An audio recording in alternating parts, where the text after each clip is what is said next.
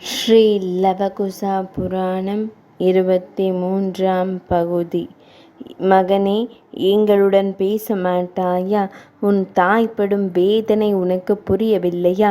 பின்னிரவு வேளையில் நீ வேதம் ஓதுவது என் செவிகளில் இப்போதும் இனிமையாக ஒலிக்கிறது. மகனே, இனி எங்களை அழைத்து போக யார் இருக்கிறார்கள்? உன்னை தவிர யாருடைய உதவி எங்களுக்கு கிடைக்கும்? அன்பு செல்வமே, சற்றே பொறு.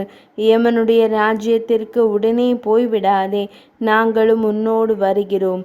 யமலோகத்தில் தர்மராஜாவை கண்டு, ஐயனே, எங்கள் மகனை எங்களுக்கு திருப்பிக் கொடு என கேட்பேன். அவன் தர்மத்தின் வடிவம். அனாதைகளான எங்களுக்கு நிச்சயம் உன்னை மீண்டும் தருவான். இதோ நிற்கும் தசரதனின் கையால் நீ இறந்தது இப்பிறவியிலோ முற்பிறவியிலோ நீ செய்த பாவத்தால் அல்ல. எந்த பாவமும் செய்யாத அப்பாவிகளும் உலகில் உள்ள பாவிகளால் கொல்லப்படத்தான் செய்கிறார்கள். அதில் நீயும் ஒருவன். ஆக பாவம் என்பது பூண்டோடு வேறறுக்கப்பட வேண்டும். பாவமில்லாத உலகில்தான் நல்லவர்களால் வாழ முடியும். நீ இந்த பாவ பூமி பிடிக்காமல் போய்விட்டாயோ? மகனே, உனக்கு வீரர்கள் அடையும் உலகம் கிடைக்கும். இந்த உலகத்தில் வீரர்களான சகரன், திலீபன் போன்றோர் வாழ்ந்தனர். அவர்கள் எந்த உத்தம லோகத்தை அடைந்தார்களோ அந்த லோகத்தை நீயும் அடைவாய். இவ்வுலகில் பிறந்து வேதம் படித்து மந்திரங்களை உச்சரித்து தெய்வமே துணையென வாழ்பவன் மரணம் அடைந்ததும் எந்த புண்ணிய லோகத்தை அடைவானோ அந்த லோகத்திற்கு செல்வாய். தனது மனைவியிடம் மட்டும் அன்பு கொண்டு ஏகபத்தினி விரதனாக வாழ்ந்து மரணமடைபவன் எந்த லோகம் செல்வானோ அங்கே நீ செல்வாய். பசுக்களை தானம் செய்தவர்கள், யாகம் செய்பவர்கள், பெரியவர்களுக்கு பணிவிடை செய்கிறவர்கள், விரதங்களை சரியாக கடைபிடிப்பவர்கள், நல்லதொரு காரணத்திற்காக அக்னியில் விழுந்து உயிர் துறப்பவர்கள், கங்கையும் யமுனையும் சேருமிடத்தில் உயிர் விடுகிறவர்கள் ஆகியோர் எந்த லோகத்தை அடைவார்களோ அவ்விடத்தை அடைவாய். அதே நேரம் எங்களை புத்திர சோகத்திற்கு உள்ளாக்கி உன்னை கொன்றவன் வாழும் காலத்திலேயே கோரகதிக்கு ஆளாவான் என கூறி புலம்பி அவனுக்குரிய கிரியைகளை செய்தனர். அப்போது அந்த இளைஞன் பிரகாசமான ஒளியுடன் எழுந்தான். தேவேந்திரன் புஷ்பக விமானத்துடன் அங்கு வந்து அவனை ஏற்றி கொண்டான். அந்த இளைஞன் தனது பெற்றோரிடம், உங்களுக்கு சேவை செய்ய கிடைத்த பாக்கியத்தால் இந்திரனே நேரில் வந்து என்னை தேவலோகத்திற்கு அழைத்து செல்ல வந்துள்ளான். அப்படிப்பட்ட வாய்ப்பை கொடுத்த தங்களுக்கு நன்றி என கூறி புறப்பட்டான். பின்னர் அந்த முதியவர் என் தந்தையிடம், அரசனே, புத்திர சோகத்தால் நீ தவித்து மரணத்தை தழுவாய்.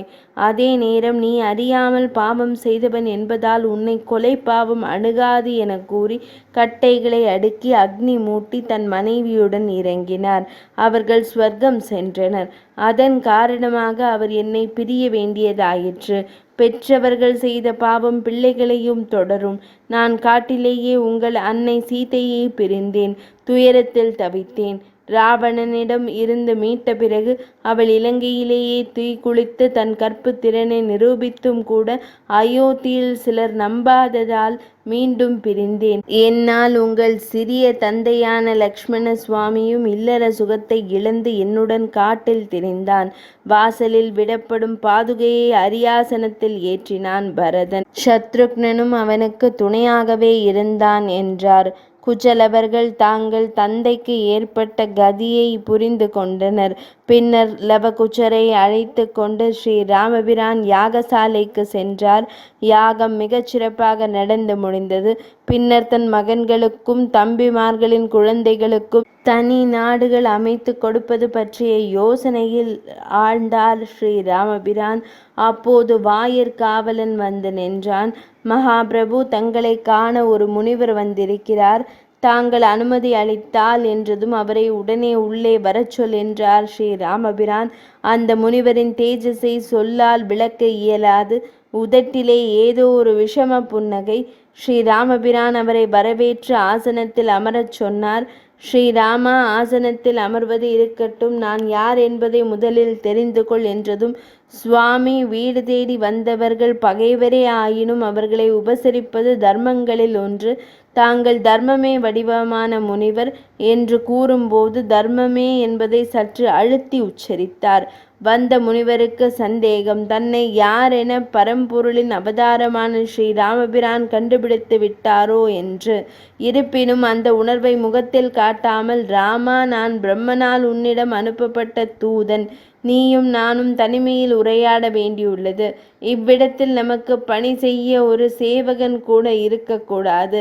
அறைக்கதவை மூடிவிட வேண்டும்.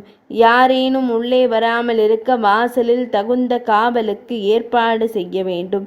அப்படியானால்தான் நான் வந்த விஷயத்தை கூற முடியும் என்றார்.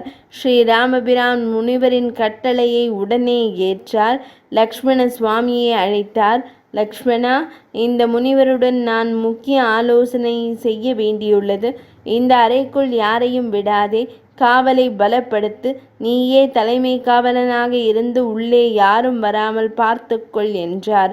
அண்ணன் சொல் தட்டாத அந்த தம்பி என்ன ஏதென்று ஏதும் வினவாமல் உடனே வாசலில் காவலுக்கு வந்து நின்றார்.